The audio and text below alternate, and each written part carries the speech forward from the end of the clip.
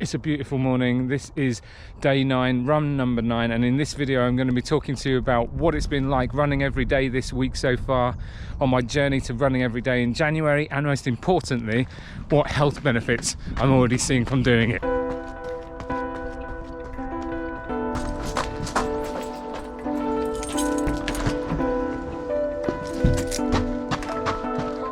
Hey! Well, I'm going to have a shower.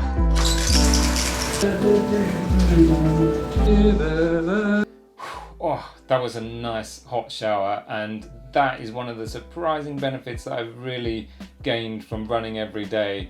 But I'll get into all the benefits that I've experienced so far. There have been some downs, there's been lots of ups already, some surprising results in terms of my health. I want to share all that with you, as well as a video clip of some of the runs I've done. But before I get into that, I just wanted to explain again what it is that I'm doing, why I'm doing it. I, for one, and I know a lot of other people do, experience what they call the January blues, where you've had the peak of Christmas and lots of fun and excitement, but then that just drops down, and then you've got the rest of winter to get through, and it can be tough. I know for me that if I do physical exercise, generally I feel quite a lot better, and there's all sorts of reasons that I feel better. I feel more fit, I feel that I'm a bit more capable, and that I'm just not slouching around the place and feeling all down and dowdy. But also my anxiety levels tend to drop, and mentally I feel a lot better, a lot sharper, and just a lot happier. I beat the winter blues because I've been doing Red January, which is run every day. It's a campaign which you can go and look up, but it's running every single day in January, or getting active. Hang on a sec. See that? It's moving your way every day in January. Anyway, it's about getting active every single day of the month for the benefit of your physical and mental health, and that is why I'm doing it. Let's just have a look at a clip of the runs I've had so far, and then I can get into some of the statistics about how much running I've been doing, and yeah, some of the other health things that I've been tracking.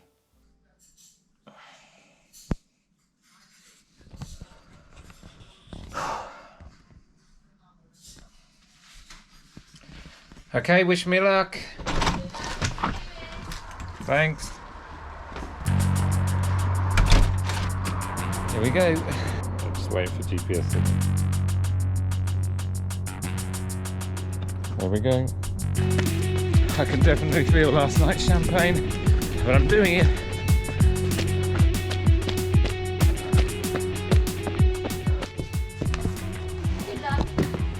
Thanks, my love. Do I feel psyched? Yeah! Sort of.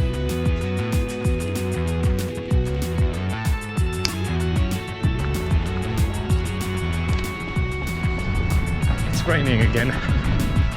Okay, the rain is worse than yesterday. It's colder than yesterday. Just saying. Just maybe done about 2 kilometers uphill, and it's beating me.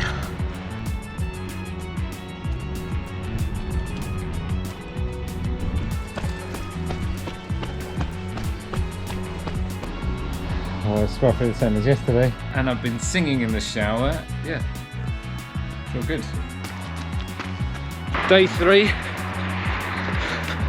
And yes, I'm running in the dark.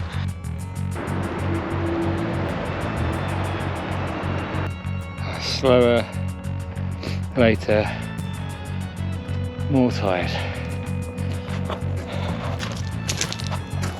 Oh, now I can't do the bins.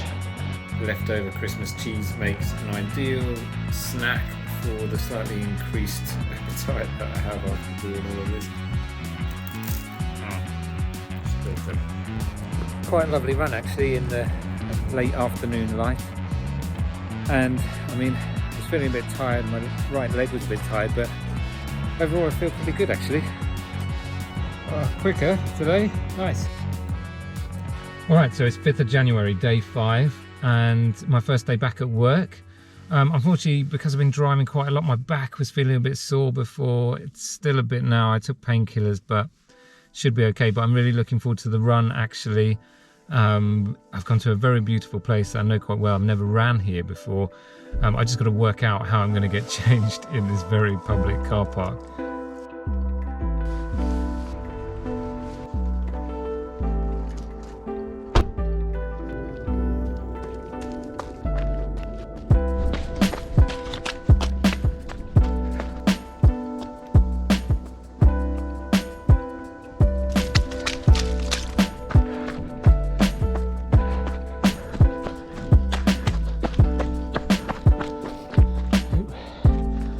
Wrong way.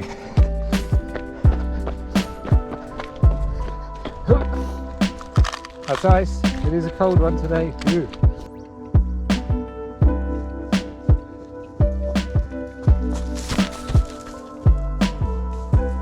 There you are, hiding in the grass.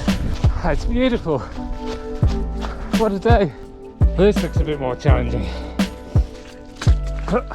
Piece of cake when you know how, but you don't mind getting wet, muddy feet. Okay, just come through Oldfield Farm. When I get to the next farm, looks like I'm gonna go left and back up into the woods. Best run so far. I'm loving it. Okay, next farm. Turn left into more mud. Sliding. Another bridge. Damaged bridge. Back into the woods. More mud. That was a close one. Up a muddy hill. Oh my god. Some lovely views. Up one more hill. And back to the car park. Finish. Beautiful. So worth it. That was great. Pretty muddy though. 6.21 kilometers, very slow, very muddy, very good. Day 6, more urban, more dark, more wet, less fun. So remind me while I'm doing it again. Make yourself feel better.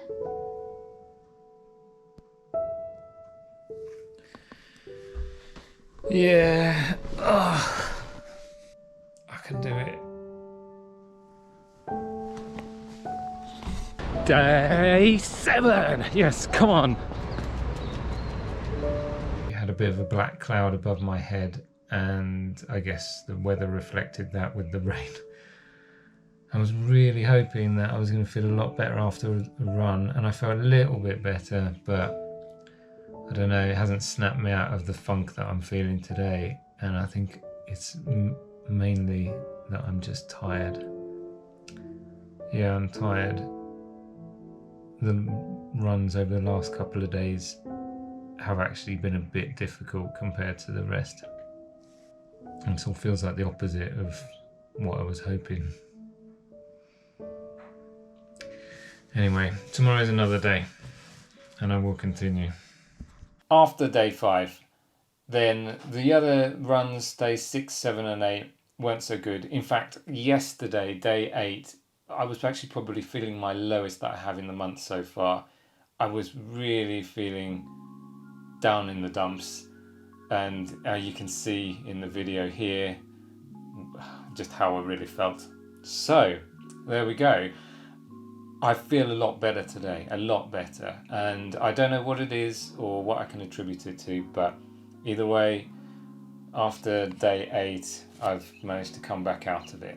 And I think that's one of the surprising things that has come about this time of running it every day of January, that you get up and down days where you're feeling really energetic, days where your legs feel like they're made of lead, days where you feel quite happy, and days where you feel pretty low. There's all sorts of things that have happened. I just want to go through some of the stats of what I did in days 1 to 8. So my total running distance over those days has been 43.58 kilometers, and so I'm aiming roughly to do a minimum of 5 kilometers per run, I'm not some kind of elite athlete or anything like that. I'm count myself as fairly average for somebody that has done running before. The most I've ever run is a half marathon. I can't even remember what time my best time was, but that was 10 years ago. I certainly don't run very regularly in the last couple of months. I've kind of come into this month quite cold. So 5 kilometers is a challenging enough distance. My total time that I've spent running over the course of those days is 4 hours and 16 minutes. My average pace over those days is 5 minutes 48 seconds per kilometre. So not super fast either. There has been, over the course of this week, and this is one of the things that I've noticed already, a very slight improvement to my average pace. So around about 6 minutes per kilometre to something like 5 minutes 40 as an average as of now. So that might just be that I've kind of like gotten into the rhythm of running and I'm not as hungover as I was on the 1st of January. Just saying.